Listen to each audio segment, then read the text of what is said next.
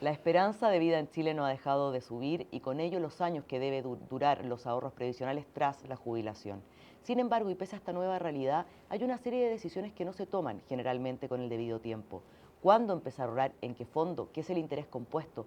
¿Y por qué instrumentos con un beneficio tributario directo como las APB están tan subutilizadas? Para hablar de ello estamos con Max Pinto. Max es director de asesoría y productos de Sura Investment. Buenos días, María José, ¿cómo estás? Bienvenido, Max, a Mentes del Mercado. Hay un dato que llama la atención. Desde los 80 que la esperanza de vida ha subido 11 años y sin embargo los parámetros con que planificamos el retiro son de hace 45 años. ¿Cuánto de lo que la gente cree que es suficiente para jubilar realmente no lo es? Muy buen punto. Yo creo que la esperanza de vida se ha crecido en Chile 11 años y en Latinoamérica y a nivel mundial. Y lo que puede ser considerado una cosa maravillosa de la salud y la biología nos genera una serie de desafíos y nos desafía a tener que pensar cómo nos vamos a jubilar. Y esto es re importante. Asumamos una persona que tiene 45 años. Antiguamente una mujer jubilaba a los 60 y tenía una esperanza de vida para la pensión que tenía que cubrir hasta los 80 años. 80, 20 años. 20 años. Entonces tenía, voy a darte un ejemplo, tenía 20 invitados a comer esa noche. Hoy la vida ha cambiado y van a llegar 31 invitados. ¿Es lógico seguir pensando que tengo que hacer lo mismo de antes para poder cubrir ese periodo? Entonces, lo de hoy día yo creo que la gente tiene que tomar conciencia de que tenemos que hacer cosas diferentes y que probablemente una mujer de 45 años está recién en la mitad de su vida y tiene que pensar qué va a pasar en los próximos 45 años. Porque en términos concretos, ¿hay 11 años que no están cubiertos? No es que no estén cubiertos. ¿O están cubiertos con una pensión mucho más baja de la que Porque realmente? es que si tú tienes, Obvio. vuelvo al ejemplo, Por lo vas a mismo tener voy. que bajar un poco las porciones.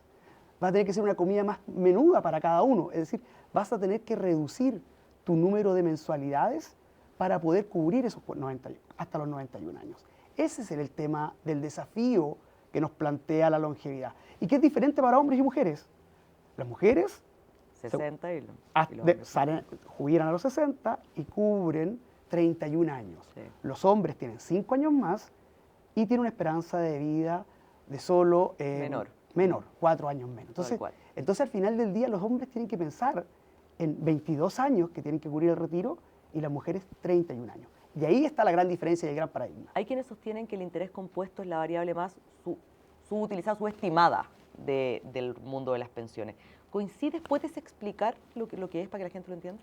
Por cierto, el interés compuesto es la variable más subestimada y es la herramienta más poderosa que tenemos las personas que queremos construir pensión y patrimonio. Y es tan potente, y lo explico en simple. Cuando yo tengo un ahorro y lo invierto y gano un dinero, yo lo que pasa en el interés compuesto es que lo que gané lo pongo a trabajar nuevamente y ahora lo que gané me vuelve a trabajar por mí año tras año y se genera una bola de nieve. Al principio la bola de nieve es chiquitita. Pero empieza a crecer, claramente. Pero empieza a crecer. Entonces, entre más largo sea el camino, más grande esa bola de nieve va a ser. Entonces, ¿dónde está el desafío? En empezar a utilizar la fuerza del interés compuesto a temprana edad, para que sea la carrera o la pista más larga posible, para que muestre todas sus bondades hasta el final. ¿Y por qué está tan subestimado a tu juicio? Porque la gente lo desconoce. O sea, que te dice, ¿qué es lo que es eso del interés compuesto? Es que por eso mismo, pero la gente lo desconoce ¿por qué? Porque no se ha explicado bien, porque ¿dónde está la deuda ahí? La deuda, yo diría, es con la educación financiera. Ya. Yo creo que Chile es un país, y en general los países, que tienen un bajo nivel de educación financiera. Son conceptos básicos. Yo no hablo de un modelo econométrico, no estoy hablando de grandes cosas en finanzas. Es la importancia de ahorrar, temprana edad, interés compuesto. Son 3 o 4 conceptos que hacen una diferencia a la hora de construir pensión. Tú dices que perder los primeros 10 años de ahorro puede significar que la pensión se reduzca a la mitad. ¿Es así? Bueno, en la mitad exacta te diría que no, pero en la magnitud sí. Me explico. Va a depender de la tasa de interés que haya obtenido tu patrimonio, pero podemos hablar del 40, el 50%, definitivamente. Los primeros 10 años son los más relevantes para la hora de construir pensión. Ausentarme esos 10 años, por ejemplo, una mujer entre los 25 y los 35, potencialmente puede significar llegar a los 60 con la mitad del dinero que podría haber llegado. Y al revés, si hace todo el esfuerzo adelante, al principio, es decir, esos primeros 10 años, puede que trabaje solo los primeros 10 y no haga más y llegue a un mejor resultado que incluso haciéndolo con los 10 años, aunque haya hecho el doble. ¿Y eso por qué? Porque se supone que los 10 años son los más, por un tema de tiempo, básicamente, de cuánto renta la plata. Básicamente, y ahí volvemos a la educación financiera, la magia del interés compuesto. De nuevo. Porque empiezan los intereses a trabajar por ti. Claro. Tú no trabajas para cubrir gastos de intereses de terceros, tú no trabajas por el dinero trabaja para ti. Entonces, esos 10 años son fundamentales. Los 10, 15 primeros años, no ser tan exacto, pero son los años más relevantes porque es donde uno tiene la pista más larga. ¿Ah? ¿Puedo partir a los 50 ahorrando e invirtiendo? Claro, pero mi trayecto para hacer girar esta bolita de nieve es muy chiquita, así que no va a crecer mucho. Es más relevante hacerla crecer al principio y es determinante en lo que va a ocurrir con tu pensión. Y ahí, ¿cuál es el mensaje un poco para quien tiene 35, 40 años, que no se desanime obviamente con todo este diálogo? Para nada, o sea, María José, acá lo relevante es quedarse pegado o congelado con respecto a lo que no hice no tiene mucho sentido. Primero es un llamado a la acción, ¿ah? Se pueden hacer cosas. La persona que tiene 35, un hombre le quedan 30 años para jubilar. O sea, hay muchas historias, muchas historias. O sea, hace 35 años atrás no se había creado Facebook. ¿Ah? O sea, hay muchas compañías, hay mucha agua por correr, por lo tanto, es un momento interesante para invertir. Primero. Dos, dado que todavía tengo 35, 40 años, tomar posiciones de riesgo. ¿Ah? Porque mucha gente dice, mira, no quiero perder, y hace un error, que es invierte con menos riesgo o con menos esperanza de rentabilidad del que debería. Y el tercer error es que hay beneficios, como tú lo comentabas al comienzo, de previsionales, sí, el APB, que el Estado te fomenta y te permite un 15% al momento que tú hiciste tu aporte. Entonces es una rentabilidad casi instantánea. Entonces, partir, no mirar para atrás, mirar qué es lo que viene adelante, mirar para adelante, claro. Mirar para adelante, alocar bien los recursos y, por cierto, utilizar los beneficios que nos está dando el Estado para poder fomentar ese ahorro y tener una buena rentabilidad y, dicho de esa manera, tener una mejor pensión. Ahí me quedo un poco con lo último que dijiste. La superintendencia también ha dicho que los jóvenes, si bien tienen un horizonte de inversión mucho más largo, tienden a elegir fondos más conservadores.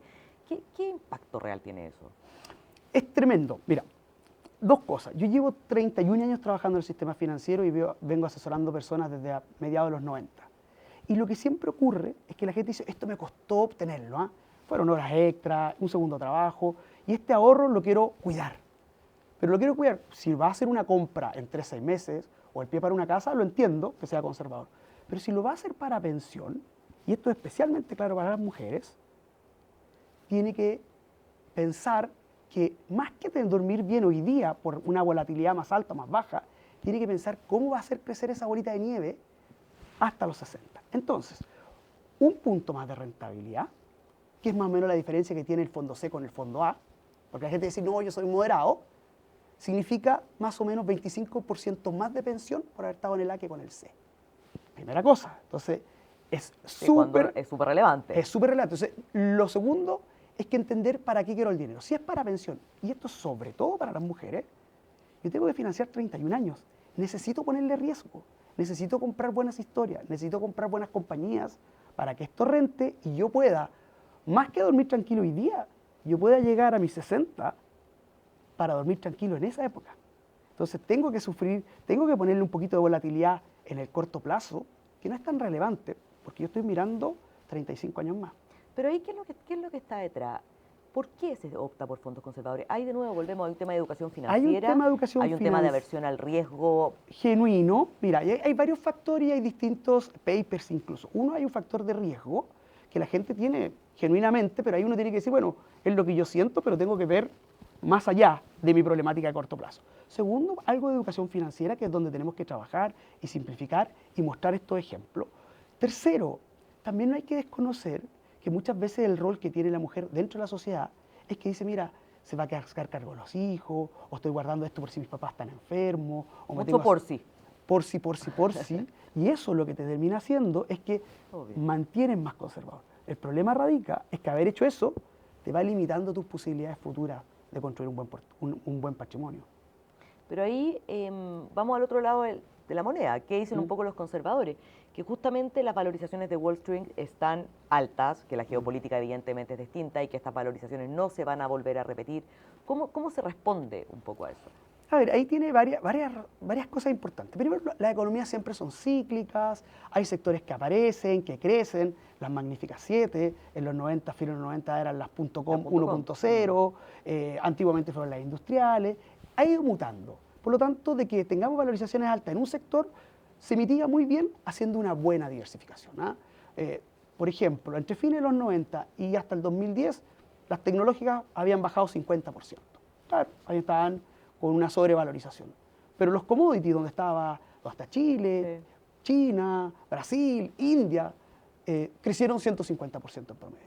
Entonces tú dices, bueno, un portafolio bien diversificado me debe permitir moverme entre las que puedo considerar que están caras, porque esto es líquido como la Coca-Cola, tú te cambias de un activo a otro y te montas e inviertes en los que te dan un poquito más. Eso obviamente a través de asesoría experta, con asesores o en fondos que están estructurados para eso.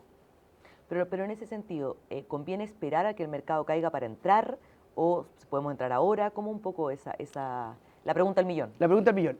Mira, el market timing, que es la espero para entrar, nunca ha sido una buena estrategia. Yo no conozco ningún gurú que haya entrado siempre cuando estaba barato y haya salido a altos precios y esté avisándonos a todo el mundo cuándo entrar y cuándo salir. Estaría rico, no nos contaría. Dos, creo que más que relevante del market timing es el tiempo que tú estás en el mercado. Es mucho más relevante ser sistemático en invertir periódicamente con un objetivo claro, como por ejemplo tu pensión, y tienes que ponerle un factor de riesgo y eso genera mucho más valor. Y te voy a dar un dato. Por ejemplo, en los últimos 25 años, si tú estabas buscando el mejor timing y faltaste a los 10 mejores días de la bolsa en Estados Unidos, tu patrimonio sería prácticamente la mitad de lo que se hubiese sido si hubiera estado todos los días, sin tratar de adivinar. Eso es importante. Increíble. Y te dejo otra historia. Hace 3 años atrás, cuando parte las magníficas 7, la bolsa subió a Estados Unidos un 20 y tanto. La gente dijo, no, es bastante. Entonces el 2004 no invierto, otro 20. Y el 2025 nuevamente subió. Entonces, ¿qué hacemos si te perdiste 2 o 3 años de mucha bonanza? ¿Cómo lo recuperas después? Entonces, mi consejo es ser disciplinado, sistemático, con un objetivo claro, tiempo en el mercado, más que market timing. Entiendo que esto es para personas que están entrando al mercado, personas que les faltan unos 25 años para jubilar. ¿Qué pasa si vamos al otro lado? ¿Qué pasa con personas que le faltan 10 años, por ejemplo, que está como en la mitad? Ya. ¿Qué recomendamos ahí? Recomendamos. De la mitad para jubilar, ¿Sí? ya, pero no te olvides que después tienes que seguir con esa pensión financiando los 30. Sí, después Entonces, tienes que vivir. te queda tal cual. bastante más. Entonces diría yo, para mí, cuando a alguien le queda 10 años, yo no sería conservador. Hay una regla muy de mercado que no es matemática, pero que te dice más o menos 100 menos tu edad debiese ser el porcentaje que deberías tener de renta variable. ¿Ya? Si tienes 50 años, Qué buena fórmula. No es matemática, no es un paper, esto no nos vamos a... Pero se acerca, ¿o no? Pero se acerca Ya. que lo que tiene que dar es una percepción de que la renta variable debe jugar un rol importante dentro de tu portafolio. Perfecto. Y probablemente más de lo que tú crees. No necesita el 50 de esa edad, el 50%, pero sí tiene que tener un rol un poquito más elevado. Sobre todo en temas, como comentaba anterior, y particularmente para las mujeres, que tienen que construir más patrimonio, necesitan tiempo y rentabilidad. Por lo tanto, ese factor es súper clave. No conviene asegurar tanto porque baja mucho la rentabilidad. Pero ahí hay una evolución de ese tipo de renta variable. Por ejemplo, me queda la mitad de la vida para jubilar. ¿Qué? ¿Renta variable tecnológica? Por ¿O supuesto. me queda, o sea, Por ¿cómo va supuesto. variando esa renta variable también? Hay un grado de idoneidad. Claro. Obviamente, no sé, una persona de 70 años, yo no le puedo decir, pongámonos a temas como de venture capital o nanotecnología, el riesgo es demasiado. que el riesgo es demasiado. Por cierto que obviamente uno tiene que tener un portafolio balanceado, donde también se privilegien ya en esa edad empresas que entreguen altos dividendos, de que tengan un consumo más estable, que sean de crecimiento, pero que también te permitan ir ajustando y no tomando riesgos en exceso, pero tampoco ni por arriba pasarse en riesgo, ni por abajo disminuir tu riesgo, porque tampoco es idóneo. Si nos vamos un poco a hablar del APB, Sí. un instrumento que tiene un beneficio tributario directo, lo hablábamos al principio, ¿está subutilizado a tu juicio? ¿Qué pasa ahí? Mira, hay varias cosas. Uno está bien subutilizado y como estamos hablando de temas mujeres, los hombres tienen casi un 30% más de cuentas de gente que hace APB, hombres versus mujeres, a los 45 años. ¿Y por qué? Porque yo creo que hay temas que faltó de educación. A la entrada va muy parejo, pero llega un minuto que las mujeres tienen una brecha en APB. Y el APB es un beneficio de un 15% prácticamente instantáneo, desde un 15%, porque para rentas más altas uno puede utilizar otro modelo. Mi percepción es que nosotros hemos hablado mucho como instrumento financiero, y con mucho tecnicismo, con topes, con letras, y no nos ha faltado simplificarlo. Es decir, el APB es un beneficio para ti, como persona, que el Estado te va a ayudar y te va a promover para tener, que va desde un 15. Después podemos discutir en qué tramo, eso es más fácil, eso es una tabla. Y no hemos educado a las personas que sin poner un peso más, sin hacer un esfuerzo adicional extra, con lo que ya tienen, podrían tener un 15% más de patrimonio. Y eso es particularmente relevante para las mujeres, por lo que te decía, tienen que financiar más años y en la actualidad tienen una participación más baja en el mercado de la APB. Volvemos a caer en la educación financiera. Absolutamente. ¿Cuánto es la responsabilidad de la industria un poco en eso? ¿Qué tiene que hacer la industria para promover más educación financiera? Finalmente, ¿quién es el responsable de esta situación? Yo creo que es como responsabilidad país, industria financiera, por cierto, en hacer estos conceptos más fáciles, explicar esto en simple, en claro, también desde la educación. Yo cuando estaba en el colegio, yo soy de los 80 en los colegios, hay educación cívica, me enseñaban a hacer un cheque, me empezaban a explicar. Tal cual. Entonces, desde ahí debiésemos reincorporar conceptos como educación financiera a temprana edad, porque las personas cuando adquieren el conocimiento y el concepto, van a tener claro que sus primeros sueldos son los más relevantes a la hora de construir pensión. Así que diría que como mixta, individual por cierto, de cada persona de autoeducarse, 2, de las instituciones financieras en llevarlo en conceptos simples, y 3, te diría que el Estado, porque esto es un problema que vamos a tener todos. Si la longevidad se alarga y continúa, que como decía al comienzo, es un logro y una maravilla la biología y la salud, potencialmente nos genera nuevos desafíos y tenemos que nuevamente ir ajustándonos a esa nueva realidad. Perfecto, Max, impresionante el tema. Bueno, vamos a seguir, nos tarea pendiente, ir mejorando la educación financiera. Muchas gracias por haber estado con nosotros. Muchas gracias a ti, María José. Y muchas gracias a ustedes por habernos acompañado. Sigan en la programación del Mercurio Inversiones por EMOL TV.